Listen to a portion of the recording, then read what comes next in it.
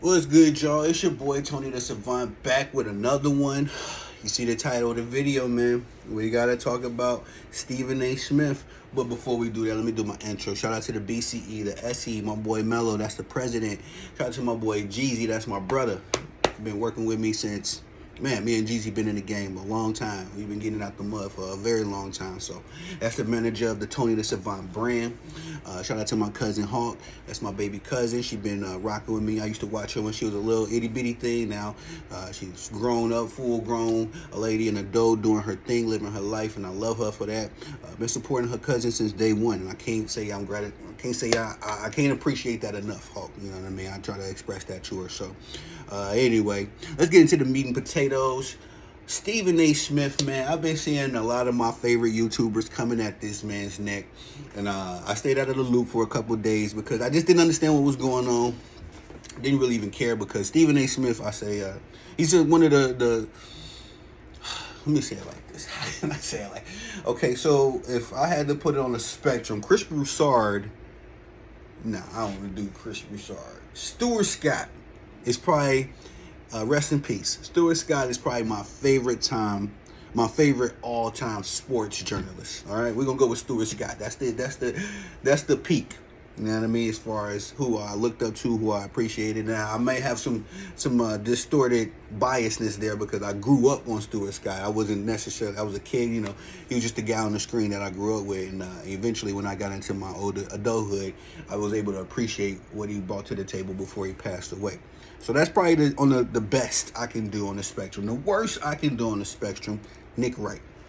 Stephen A. Smith is smack in the middle of the spectrum, y'all. That's how I feel. That's how conflicted I am about Stephen A. Smith, because sometimes when the man talk, Stephen A. Smith has sports opinions, takes a perspective on things that I can get behind, that I support, that I kind of see it the same way sometimes, and then I agree with him, you know, wholeheartedly, and agree with him so much so that I'd be like, man, is Stephen A. Smith my favorite sports journalist? I would say Chris Broussard is right now, although Brew be a little iffy too. But anyway, Stephen A. Smith will also, like his most recent antics, just let you down.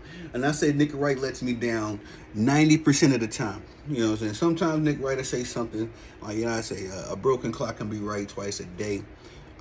But Stephen A. Smith lets me down the same way Nick Wright lets me down. And this is a situation where he let me down, man. Completely let me down. And like I say, it's been about a week old now, the hoopla and the drama. Y'all may have heard it, y'all may have not. Stephen A. Smith was on Twitter, and he posted something to the lines of saying, he asked the question, is Kim Kardashian a lady of the night? You put the, you know, you can put it together. He asked the question, is Kim Kardashian a lady of the night? And then he proceeded to say, is her mom, which I can't think of the lady's name, I can't think of the lady. I don't keep up with the Kardashians. Yo, you see, I did that. I don't keep up with the entertainment world like that. So he asked if she, the mom, was the sponsor to this young lady's occupation.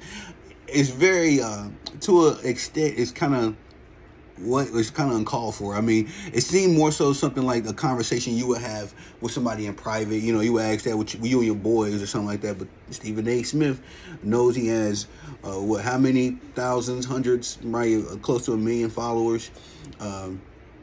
He decided to post it on Twitter, the most, you know what I mean, mainstream social media platform you can post on. And he received a lot of backlash from it. Now, I say the backlash is called for to an extent. Like I just said right now, I think, like, yo, Stephen A., that's not cool, bro. But if you're going to have those kind of conversations, have them in the background, bro. Get off the camera and have those conversations.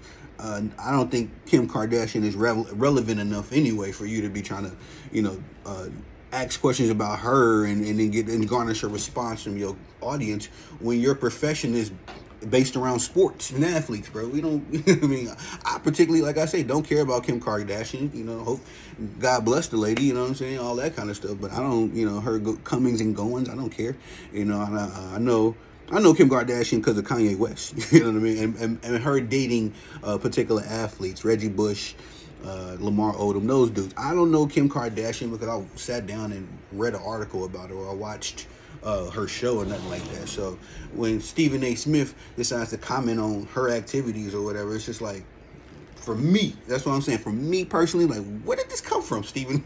Do you care that much? Because there's so much stuff going on in the sports world. Do we need to even give that much time to Kim Kardashian? Nonetheless, he got a lot of backlash for it. Namely, Pat Beverly, who went into a bit of a simp mode. You know what I'm saying? But I can understand what he came from, what he was saying, because to a lesser extent, or to a more of an extent, he was saying what I just said. And Stephen A. Smith, bro.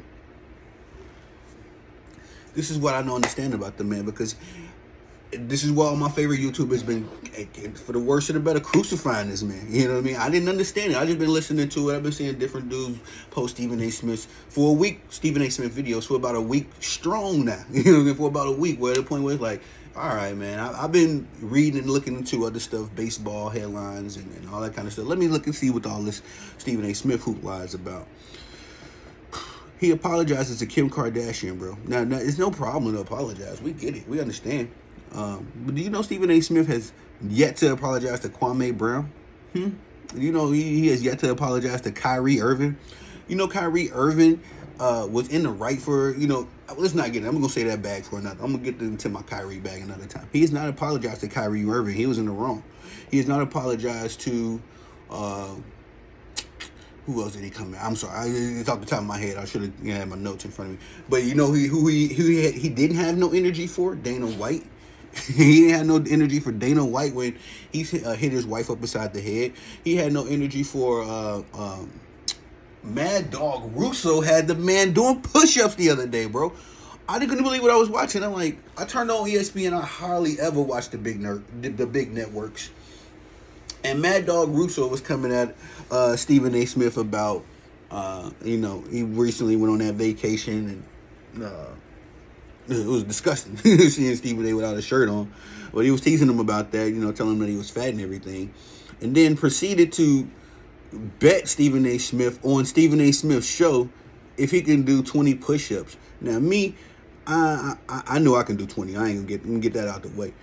But nonetheless, if I can't, or don't feel like it, I'm not finna do no 100 push-ups in a nice outfit. You know what I mean? I'm on my show. That's like me right now. Somebody just coming out here, hey, Tone, you do 100 push-ups? Yeah, and I get off camera in an hour, friend. I'm like, get out of here. You know what I'm saying? Like, that's nothing. But at the end of the day, Mad Dog Russo had this man doing push-ups on his show. My point being is that Stephen A. Smith does not keep the same energy, bro. He does not. He does not keep the same energy. He apologizes to this person, and he tore down Kwame Brown for 20 years. I'm not gonna lie, bro. I grew up on Stephen A. Smith too. I thought Kwame Brown was trash. I didn't really appreciate what Kwame Brown brought to the game until most recently. I ain't gonna lie. I started watching Kwame Brown's podcast about a year or two ago. And that's when I started garnishing appreciation for, all right, Kwame Brown really wasn't a him. Okay, we understand that. But he was never in a situation to be a him either. The man came in playing with Michael Jordan. The man proceeded to go play with Kobe Bryant. You know what I mean? And by that point, now, a lot of dudes in the NBA got skills, talents, and all that stuff, but they never get the chance to display them. We also seen this same situation unfold with Chris Bosh. Chris Bosh was a top 10 player in the league, bro. Like, before he went to Miami, he was a top 10 player in the league. And when you go play with a certain player, or if you go play in a certain system, you may not be able to display all of your talents and all that stuff. You may be able to dribble between your legs, but this team needs you to play defense, or that team needs you to play in a post. So Kwame Brown being sucky was a situational thing. Now, me, before I even started my channel, I was able to notice that and appreciate it. How is Stephen A. Smith, who's been in the sports journalist world for years, decades, not able to assess that unless you have some kind of agenda? You have to have an agenda. And that agenda is exposed because when Jerry Jones gets into some trouble, or Dana White gets into some trouble, or Kim Kardashian tells you to apologize, it's instant. It's instant. You do not keep the same energy. Stephen A. Smith, I'm upset with my boy. Like I say, I'm upset because I stayed out of it. But when I found out what was going on and all the antics this guy has been into lately, like I say, it's heartbreaking, man. It's not even heartbreaking. I'm gonna use that word. It's Stephen A. Smith is right in the middle, bro. He's right in the middle. Like I say, I try not to, I'm gonna shoot him some bail because I do agree with him on several topics. But Stephen A. Smith, when I do disagree with him, I strongly disagree with him because it's like, bro, you ain't.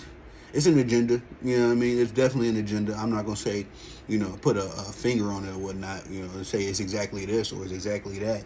But it's noticeable, and the reason why Stephen A. Smith gets all of the backlash he's been getting because he's brought it up. He said something about it the other day on the show, and like I said, I personally didn't know where it was coming from. I just kind of, like, all right, whatever. Stephen A. Smith goes on his rants from every time, from time to time, so I just didn't think much about it, but. Now that I look into it, it's like, oh man, it ain't looking good, Mr. Smith. It's not looking good. So, y'all tell me what y'all think about it. I'm gonna keep my eye on this situation, observe it or whatever. But yeah, my boy Stephen A. don't keep the same energy, man. And it depends on what you look like and who you are, and if you like it, if you don't like it. That's gonna garnish the response he gets from you. Now I know we all kind of fall into that bias, but wrong is wrong. I'm sorry. And my boy Ticket TV made a perfect example of this. He said, you seen how Ray Rice did his girl? We all saw that. We all disagree with it. It was disgusting. It was nasty.